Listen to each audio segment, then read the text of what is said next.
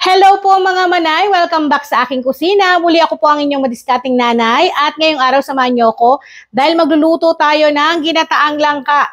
Dahil nakakita ako na maraming alimasag ngayon at sabi nga 'di ba pag mga ganitong panahon o buwan bawal tayong kumain daw ng karne. Alam po ibang karne yung bawal kainin pero so sumunod na lang tayo, wala namang mawawala.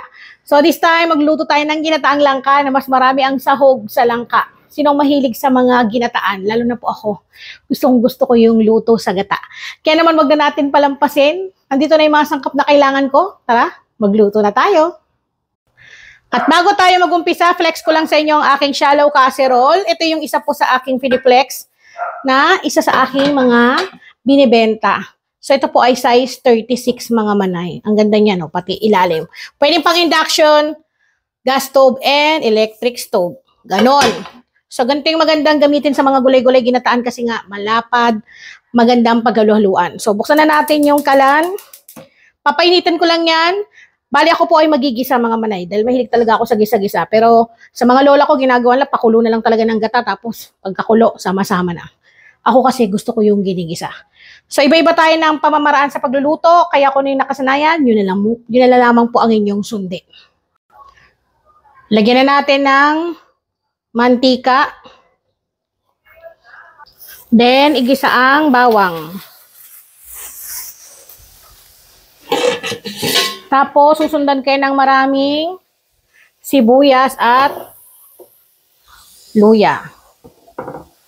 Pantanggal lansa. Gisa-gisa lang natin yan hanggang sa lumabas yung aroma. Bango.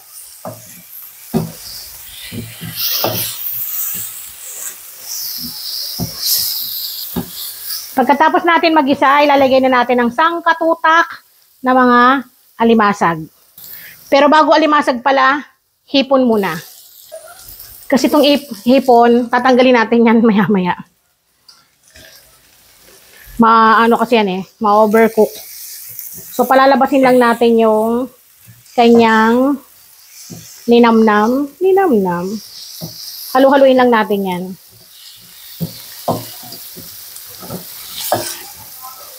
Masarap po talaga sa mga ganitong gata, yung hindi tinipid sa sahog. Pero again, syempre, hindi naman po lahat. May kakayahan, no? So, kahit dilis lang yan, o kaya kahit gata nga lang, tas pampalasa, katalo na yan. Walang imposible kapag madiskarte ka sa pagluluto. Pero, syempre, dahil nga po, minsan lang kami dito makumpleto sa bahay, dahil ang aking mga anak ay may mga kanya-kanya ng mundo. Mundo talaga. So, ina-assure ko talaga na ganito. Nagluluto ako ng mga gusto nilang ulam. Takpan ko lang. So, check na natin. Kapag ganito na, pwede na natin itong hanguin. Yung ating hipon lang, ha. Yung hipon lang ang tatanggalin natin dyan. Hihinaan ko yung apoy para naman hindi kaagad masunog yung ating mga panggisa. Kasi kapag ito ay na-overcook, titigas po ang hipon. Kaya, ginisa ko na siya para mamaya ko siya itatoppings kapag luto na yung ating gulay. Ilagay na natin ang isang katerbang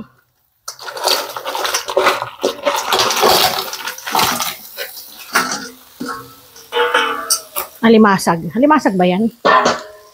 So, sobrang daming crabs, di ko na alam kung ano mga tawag dyan. Basta yun na yun.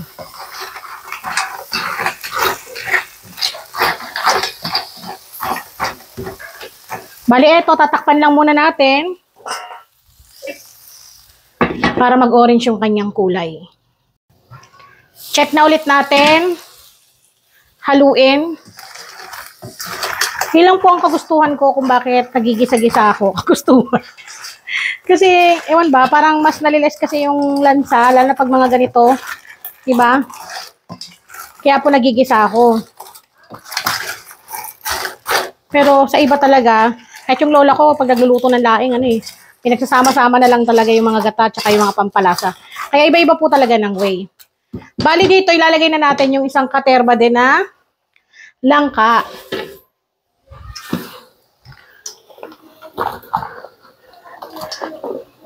Sarap nito, lalo na po kapag bahaw kay nabukasan. Tapos hindi mo tinipid talaga sa gata. Number 1 talaga yung gata eh. Yun nagpapasarap dito yung gata.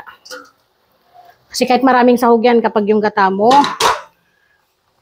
asin talagang tinipid. Nako, wala lang din. Sayang lang. Damihan mo sa gata para mas masarap. Siyempre, para maluto naman yung ating langka, maglalagay tayo ng pangalawang piga ng niyog. Magtutubig pa po yan. Masarap din po ito lagyan ng saluyot. Mga ganang saluyot, malunggay. So, tatakpan. Teka lang, bago natin takpan, baka makalimutan natin. Isasama na rin natin to. Labahita. Diyan na yan, kasi madudurog na rin po yan. Yung labahita. Then, takpan. Check ko muna ulit.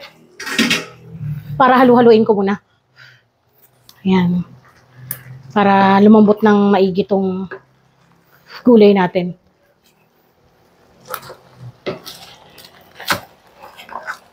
Bango. Dinamihan ko na para po may stock din kami. Kasi ito, ilagay nyo lang sa tub. Lagay nyo sa freezer. Tumatagal po yan kahit isang buwan. Tapos i-microwave nyo lang o kaya initin ninyo. Sapaw nyo sa sinaing. Ay mauulam kagad kayo. So, hindi na kayo mag-iisip ng ulamin ninyo kung gusto nyo talaga ng makapag-stock ng gulay. Yan yung kadalasan po na ginagawa ko, lalo na ang dami ko pong trabaho araw-araw. So, ito yung mga ginagawa kong madalian. Tapan ulit natin yan. Amoy na amoy ko na yung ating niluluto. So, kapag malambot na yung langka natin, tapos yung kanyang pangalawang piga, ay hindi na ganun karami gaya ng kanina. So, maglalagay na tayong panghuli natin, yung kakanggata o yung unang piga. Ako mga manay, nagpapapiga na lang po ako sa palengke kasi uso na ngayon yung libreng piga, di ba? So, yun na lang yung gawin natin. Pero alam ko may magme-message or magko-comment na naman dyan na pwede ba yung naka-in-can, yung mga ganon. So, pwede naman po pero prepared ko talaga yung fresh na gata. Manamis-namis po kasi. Walang halong kung anong kinemerot. Masarap po talaga. So, maglalagay lang po ako ng additional na pampalasa. Depende po yun sa inyo. Tsaka pag nalagay na yung ating gata, wag na po nating tatakpan para yung kanyang gata ay lumapot, hindi siya lumabnaw. Malambot naman na kasi yung ating, langka. Pag mga ganito po, ang pampalasa na lang patis. Kasi yung gata po ay manamis-namis na yan. Pero pwede naman kayong magdagdag. Depende nga po yan sa timpla na nais ninyo. Bango. Hindi na ako maglalagay ng asin dahil yung ating labahita ay maalat na yon. So, hayaan ko na lamang po yan. Iuhuli natin yung ating siling haba at saka yung hipo na niluto natin kanina. Hahaluin ko na po para yung ilalim baka naman masunog.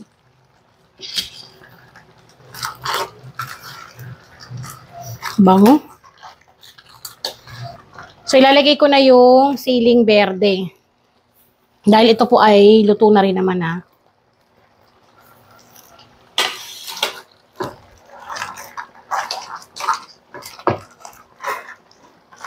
Sarap po. So, wag yung papaigahin ng todo. Lalo na ko pong, ang tawag dito, itatabi ninyo, ilalagay nyo sa freezer ninyo para kapag nagpipreheat po kayo, hindi siya yung dry. So, kailangan tirhan nyo siya ng konting ganito, sabaw-sabaw, gata-gata. Lalo na dito po sa amin, yung mga anak ko, mahilig sa sabaw-sabaw. Pag mga ganito, kailangan hindi igahin. Pero masarap po talaga yung igang-iga tas nagmamantika. Kung ubusin nyo kagad ngayong araw. Pero kung pang-stock nga lang po, mas mainam na wag natin igahin. Then, lagay na natin yung hipon.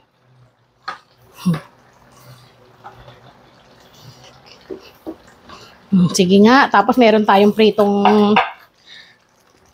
isda. Naka-ready na yung pritong isda namin dun sa kabila.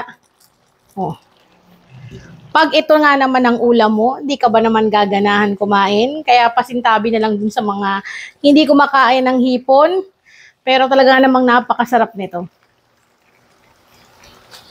So, pwede ko nang patayin yung kalan at pwede na itong ihain. Ako'y excited na, kaya naman, sasandok na ako ng malala. Kain po tayo. Sa mga hindi pa dyan nakain, nag-iisip ng ulam, pambenta.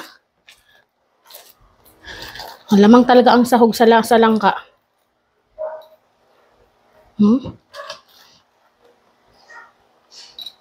Siyempre, lagyan natin ng sili yan. Gusto ko po talaga maanghang. Yan dyan.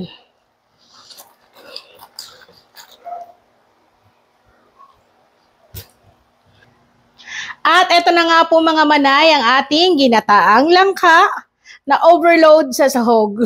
So muli ako po ang inyong madiskating nanay. Sana po ay maluto nyo to. Hindi naman kailangan ng sobrang daming sahog sa ginataang langka. Ang importante kung paano natin to niluto ng may pagmamahal. Kahit dilis o kaya mga pampalasa lang ang pwede mong ilagay, pwedeng-pwede na. Katalo na yan. Kaya naman muli ako po ang inyong madiskating nanay. Magkita-kita po ulit tayo sa susunod. Paalam! Kain po tayo!